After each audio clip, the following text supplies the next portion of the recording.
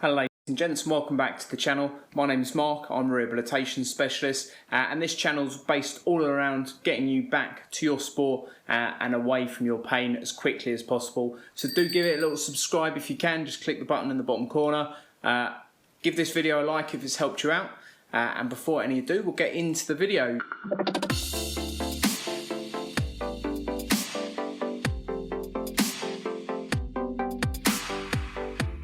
So today's video is going to be based around rehabilitation in the earlier stages of knee injury, specifically on getting that knee strong at the beginning. So we're not going to focus too much on range of motion, we're going to focus on some isometric knee exercises. So a week or so ago I put out a video on a shoulder version of this sort of video.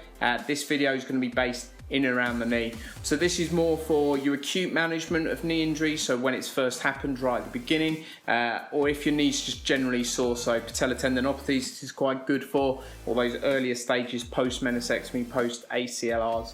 Do remember, if you have had any surgery, to listen to your surgeons. They've advised you about what to do and when to do that, and all this video is going to be about advice. If you're getting any pain, please stop the exercises. If you've been advised not to do a certain movement or a certain exercise, please don't go against your surgeon's advice. Right, let's get cracking then. These might be ones you've been given immediately post-surgery, or these might be ones that you're using still a little bit down the line, or perhaps you're not sure what to do with your knee. This is a great place to start with the exercises, to see if there's any problems or issues with it.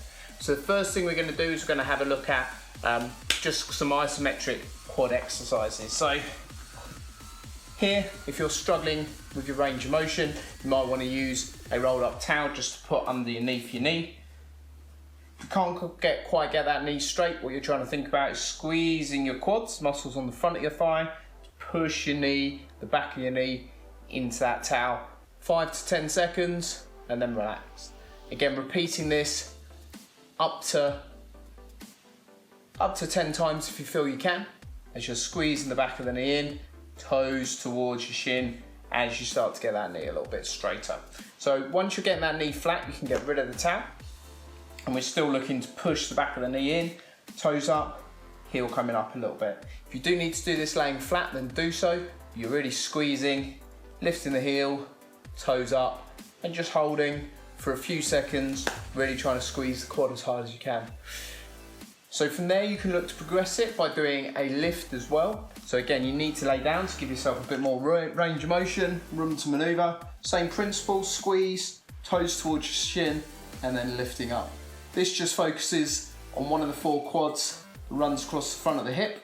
So it's really important to do this as well. So really squeeze and lift, trying to keep that knee braced.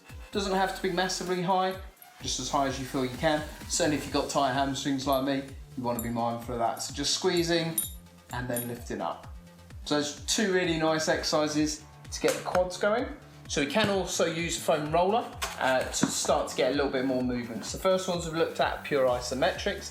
This one just has a little bit more movement. I've just put this in as a little bit of a progression, so you're lifting up and producing some movement in the knee.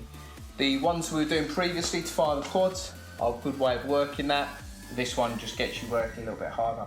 If you can't use a foam roller, you don't have access to a foam roller, then anything that goes behind your knee, big pillow, big towel, etc., will work really nicely. You can also do this with a ball.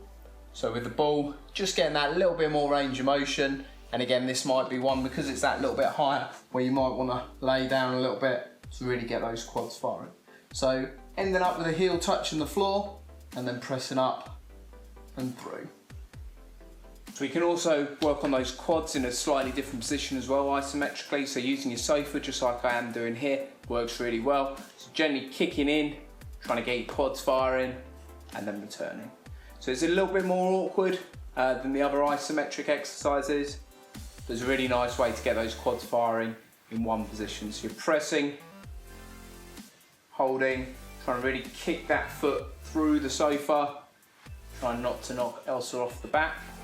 And again, you can change this angle up to work the quads in different ranges of motion just by adjusting your chair position, which then changes that knee angle.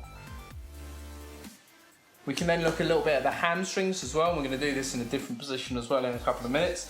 So the first one, dog pestering me. So the first one, you're just going to have your knees slightly bent, she's just made an appearance.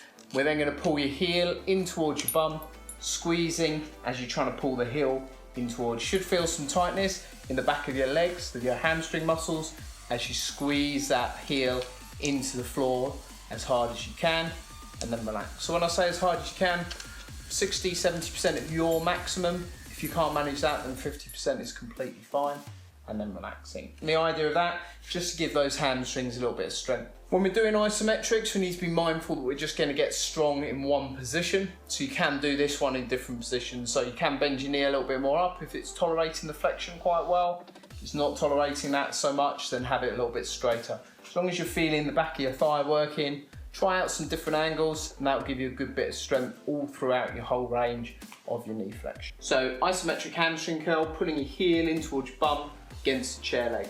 This is a bit more of an advanced progression because you have to have about 90-degree knee bend. If you don't have that, you can put something in the way of the chair leg, such as the basketball that we've got here. It's really nice and trusty and works quite well.